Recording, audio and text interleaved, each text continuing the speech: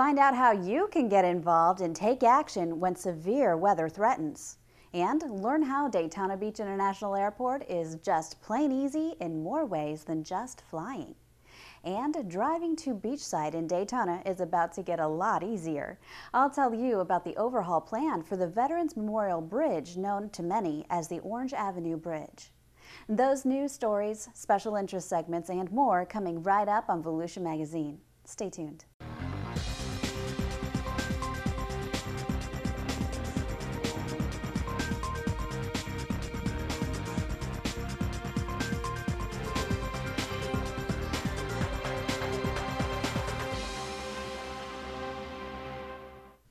Anyone who's driven across the Orange Avenue Bridge or the Veterans Memorial Bridge in Daytona Beach has stories to tell about being stuck in traffic as the drawbridge is raised to allow boat traffic through. And then it can't be closed due to frequent mechanical bridge failures. The bridge is raised 6 to 17 times a day. The frequent delays will be a thing of the past when the 58-year-old bridge is demolished and replaced by a high-rise fixed bridge. Well, this is going to be a very exciting project, replacing the Veterans Memorial Bridge, and County Council has approved the design contract. And one of the elements that's included in that, they've given direction to us to, since it's called Veterans Memorial Bridge, we will be incorporating architectural tribute to the veterans. Another feature of it is going to be accommodations for fishing.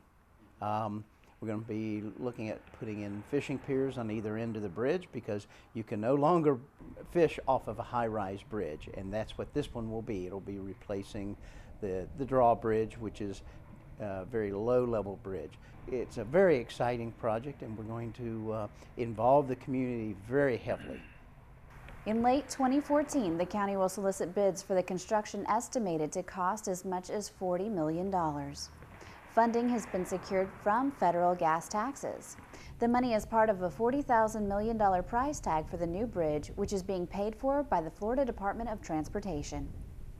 Although most people refer to it as the Orange Avenue Bridge, the official name is the Veterans Memorial Bridge. Actual construction is expected to begin in 2014 and will take about 2 years to complete. A project advisory committee is being formed that will work with the engineers and the design team over the next year.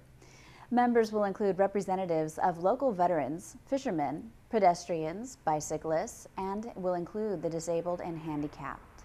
For more information, visit volusia.org. Severe weather comes in many forms, including straight-line winds, flooding, and tornadoes. Storm spotters play a pivotal role in the early detection and verification of weather-related hazards.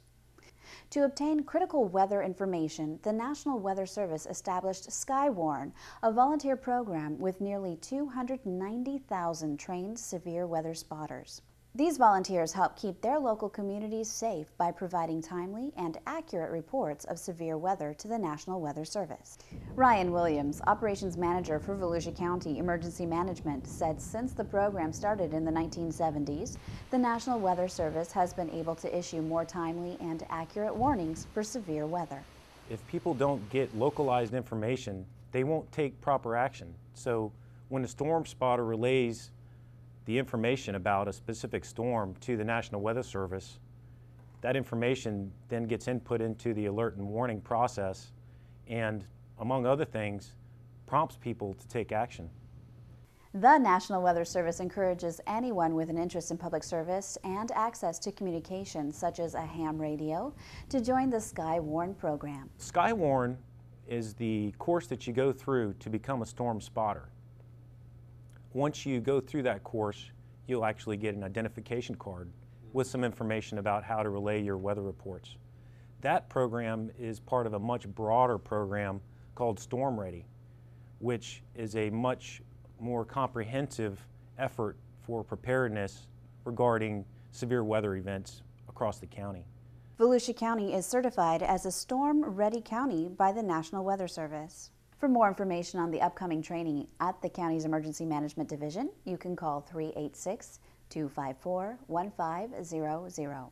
Flying Daytona Beach International Airport is just plain easy, and it's also convenient for business travelers.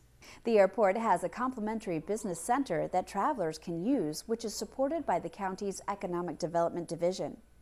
The 720 square foot food center at the end of the concourse near gates 5 and 6 offers Wi-Fi internet hookups, privacy desk with comfortable chairs, charging stations, and a printer.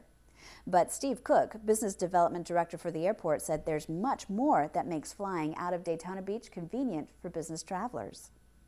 Well, we have a number of things at our terminal. We have very short walking distances from the parking lot back and forth to the terminal. Many airports don't have this. You have long lines. We don't have that. We have a very convenient security check-in station.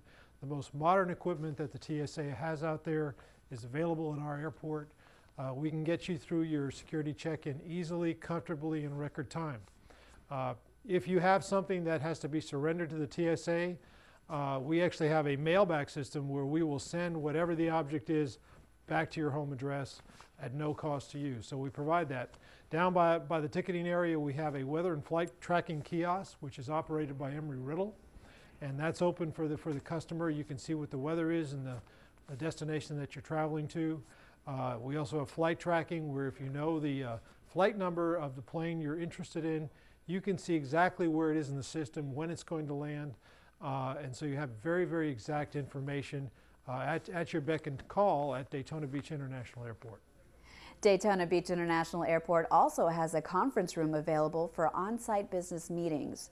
The 3,000 square foot Volusia room is on the second level of the main terminal and features a 1,300 square foot pre-function area, ideal for greeting arrivals and socializing. For more information, you can visit flydaytonafirst.com and click on Business Passengers.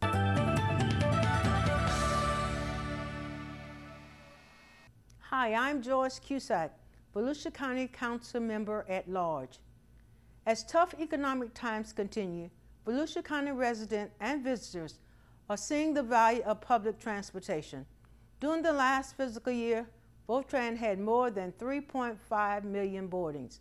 Votran offers a variety of services, including fixed route buses, a beachside trolley, van pooling, and a gold service for people who can't ride fixed route buses due to disability or age.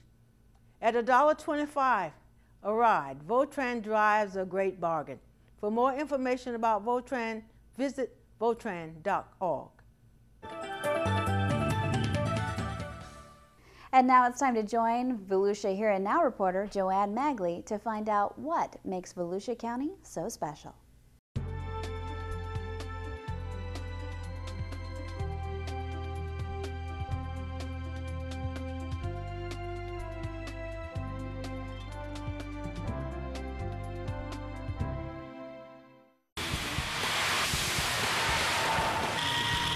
This car went anywhere between 280 and 320 miles an hour in the quarter mile in just about 5.5 seconds. Marisha Falk knows a lot about speed. She's one of the professional dragster drivers for Larsen Motorsports, and she also oversees flight training at Embry-Riddle Aeronautical University. Larsen is owned by husband and wife Chris and Elaine Larsen, high school sweethearts and married for 26 years. Chris has been in the industry his whole life. I wanted to have Elaine get involved in the motorsports industry, and I didn't know what to do besides have her drive. I knew that I could build the cars, I knew that I could build the engines. I had her drive the cars. We never knew that she was going to turn out to be really a great race car driver. There are only 3 female drivers in the world licensed to drive these jet dragsters, and 2 of them live right here in Volusia County. Elaine Larsen has more than 20 years of drag racing experience. Falk has been driving since 2012. It's an extreme adrenaline rush. We get out of the car and we can't control ourselves. People ask us to sign our names and it's all over the place. But our car will out-accelerate the space shuttle. We pull about 5 Gs on launch and -7 on chute deployment. So it's got a couple pretty big hits in there, but it's definitely worth the 5.5 seconds for sure. While attending an air show representing Embry-Riddle, she saw Elaine Larsen driving one of the dragsters going 336 miles per hour. And I was amazed by her and her team, so I spent a couple years on the road getting to know more about racing and about the dragster. And then last year I was lucky enough to be put in the driver's seat of the 2012 Embry-Riddle Jet Dragster. Part of the Larsen team includes intern Paige Sanchez an Embry-Riddle mechanical engineering student. My dad watched the races every weekend, and I just kind of sat with him, and I was hooked. And I remember in 5th grade, I actually wrote a letter to Mr. Hendrick, and I'm like, Mr. Hendrick, I want to work for you, and I'll see you in 13 years. You're going to be my boss, because it's just been my motivation ever since. Larsen Motorsports is the first tenant at Embry-Riddle Research Park at the Daytona Beach International Airport. The 2012 Embry-Riddle Jet Dragster was recently retired and is currently on display inside the airport near the ticket counter. Co-owner Chris Larsen says his company has a very unique relationship with the university. We're able to take their students from nearly every discipline of the university and create a spot in a real professional motorsports racing team atmosphere. And during the 15-week internship, the students will end up building a dragster from start to finish: frame, wiring, fuel system, and even the engine. What they learn in class is exactly what they apply right here at the Research Center in the real world. Ultimately, I want to end up working for a NASCAR team. Hendrick Motorsports would be ideal, but just anywhere, just to get my foot in the door would be awesome. Just an engineer. My favorite part is probably not the driving as much as just meeting the young kids at the racetrack and hopefully inspiring them to pursue their dreams. For Volusia Here and Now, I'm Joanne Magley. And now let's join health reporter Stephanie Strong for this report from the Volusia County Health Department.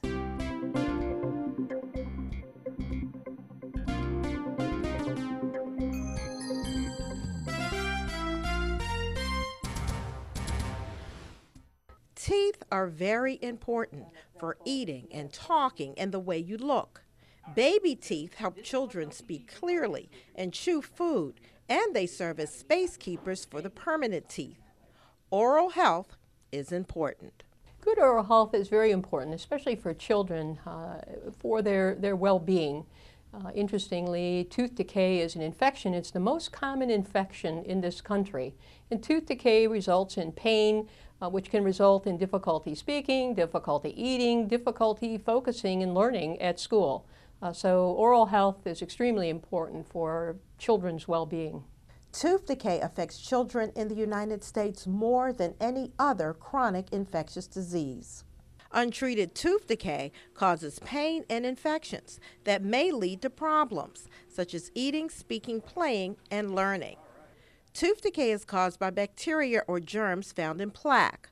Plaque is a film or coating which contains bacteria that forms on your teeth and gums. Then we talk about baby teeth as well, which is what you're losing now. You can prevent tooth decay and gum disease by brushing your teeth twice a day, flossing once a day, limiting the amount of sugar you eat and drink, and getting your teeth cleaned at least once a year. Here are some nutrition tips for a healthy smile. Some of the nutrition tips for a healthy smile are to breastfeed your baby. Don't put juice, soda, or any sweetened drinks in baby's bottle. Drink water or low-fat milk instead of soda or other sugar-type beverages, and avoid foods high in sugar and food that stick to your teeth. Baby bottle tooth decay can happen to a child's teeth over time if not properly cared for. For more information, you may visit www.volusiahealth.com. For Volusia Magazine and on behalf of the Volusia County Health Department, your guide to better health, I'm Public Information Officer Stephanie Strong. If you have any questions about this or any other health-related issues, you can always log on to volusiahealth.com. Let's head into the studio now to join Community Information Director Dave Byron as he sits down for this in-depth discussion with newly appointed Director of Volusia County's Beach Patrol, Mark Swanson. Well, thank you, Amber, and hi, everyone. The county's Beach Patrol is undergoing some changes as part of some overall changes in the way our ocean beaches are managed. And there's a new man at the top of the Beach Patrol. He's Mark Swanson, who has a lengthy career in public safety. Brand new to the job, Mr. Swanson is with us in the studio today. Mark, thanks for being with us. How you doing? Thanks for having me here. Hey, let's start a little with some background. You have a pretty lengthy career in public safety. Tell us how you got to where we are today. I started my career as a firefighter for Port Orange Fire Rescue back in 1979, and I worked there for about 6 years. Well, while I was working there, I was also a reserve for Beacon Ambulance, which is EVAC's predecessor.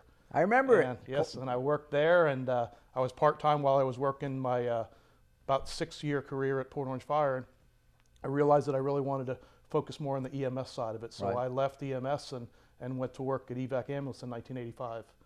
I progressed through the ranks up to the rank of captain before we were taken over by the county in October of 2011. And things have been great career. Managed the training department, clinical services, did a lot of the educational programs in the schools, and pretty much anything I could do. I wanted to involve myself in every aspect of the company.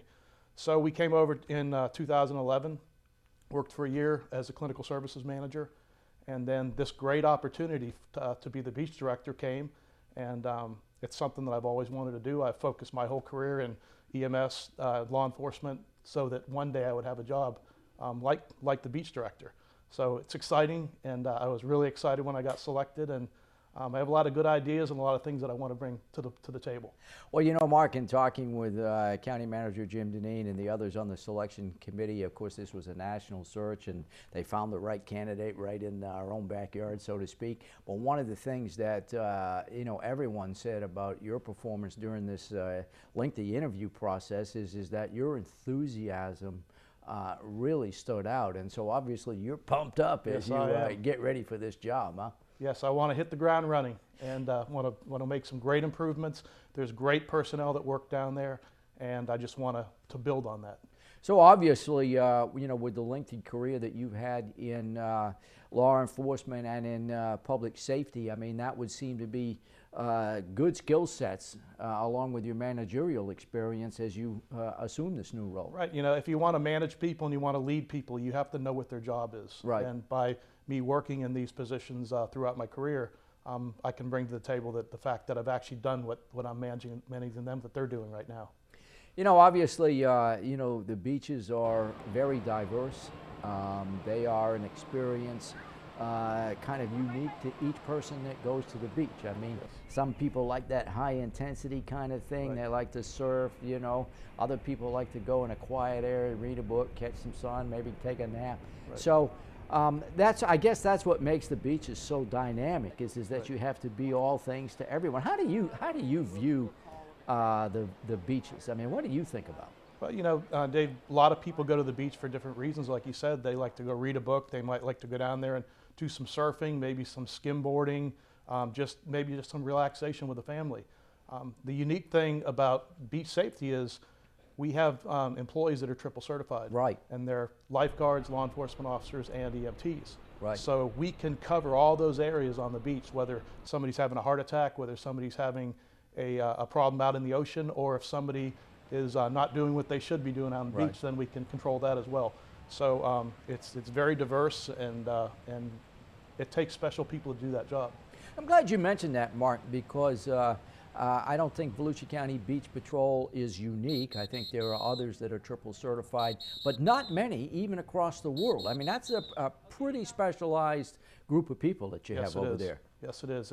And like I said, they're triple trained, and they're trained to react in emergency situations, and they always have to be on their toes and ready to react. I remember in the mid-1990s when the county went to this triple certified cross-trained kind of an employee in the Beach Patrol, and I remember that it caused the county or enabled the county to really reduce the workforce by something like 24 people. I guess the point is by having these triple certified full-time Beach Patrol personnel, you can use those people interchangeably or depending on what the need is. Correct, because the schedule changes daily, and you know, people call in sick, and people take vacation time, and there's sometimes when they can move people around, and by being triple certified, they can work in any area of the beach.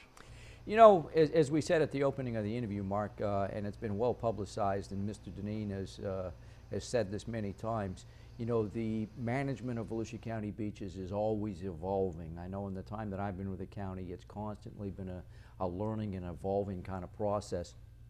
And it seems to me that what Mr. Deneen is saying now is that the emphasis in today's management of the beach is on public safety, but in a Disney like way. What do you think Mr. Deneen means by that?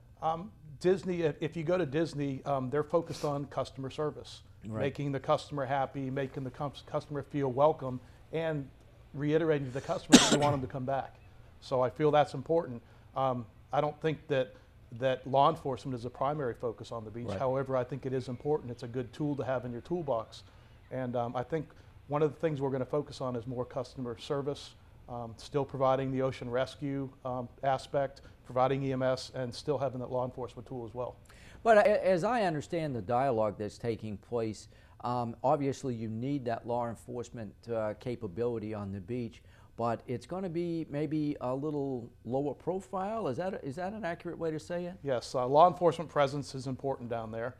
However, there are some aspects of the scheduling of the beach that you can minimize the presence of weapons on the beach. And I'll be working with Mr. Deneen and Chief Peterson. We're going to be working together to try to minimize some of that. Obviously, you know, there were a lot of changes that were imposed and implemented last year. A lot of them designed, you know, to make sure that we separate the vehicles and the pedestrians on the beach and the sunbathers and that sort of thing. There was one-way driving and some no parking in front of the big parks and that sort of thing. What sort of changes do you think we'll be looking at this year, Mark? You got anything in mind? Just, you know, making sure safety is paramount, making sure all the beachgoers are safe. Maybe there might be incorporating more drive-free zones. There might be some more just parking zones, and we'll explore that as new things occur. And one of the things that drew an awful lot of interest, and so far I guess has been pretty successful, and that is you're constantly looking at the type of vehicle that you need on the beach to get the job done. And I know last year the county sort of put in place some smaller vehicles, kind of ATV kind of vehicles. How are they working out? They're working out well. You know, the UTVs work great in the areas where there's no driving, where there's so many population in those areas that you can get those UTVs around better than you would a large truck. We also just purchased 2 Jeeps that we have that are in service right now, and they're a little bit smaller. They're able to maneuver in those areas better. And then obviously we have the ATVs, and we still do have some of the large size trucks, but they're used basically focusing in the driving areas. Yeah, and one of the things I think people, unless you're on the beach all the time, one of the things people don't really realize is that you all need a lot of equipment down there. You need the aquatics equipment. Occasionally people get out of hand. You have to make an arrest. I mean, so you really need a good bit of equipment. Right, you do, and some of those large vehicles, they carry those surfboards, and they carry the extra buoys, and they carry all the basic life support materials that you need when you're treating something with somebody with a medical problem. And part of the things that the Beach Patrol has always done is to help people. Maybe if their vehicle gets stuck or doesn't start or whatever, you're able to help people. That's part of your customer service we're able program. to pull people out of the sand where need to be, help people get to their cars, and providing that customer service.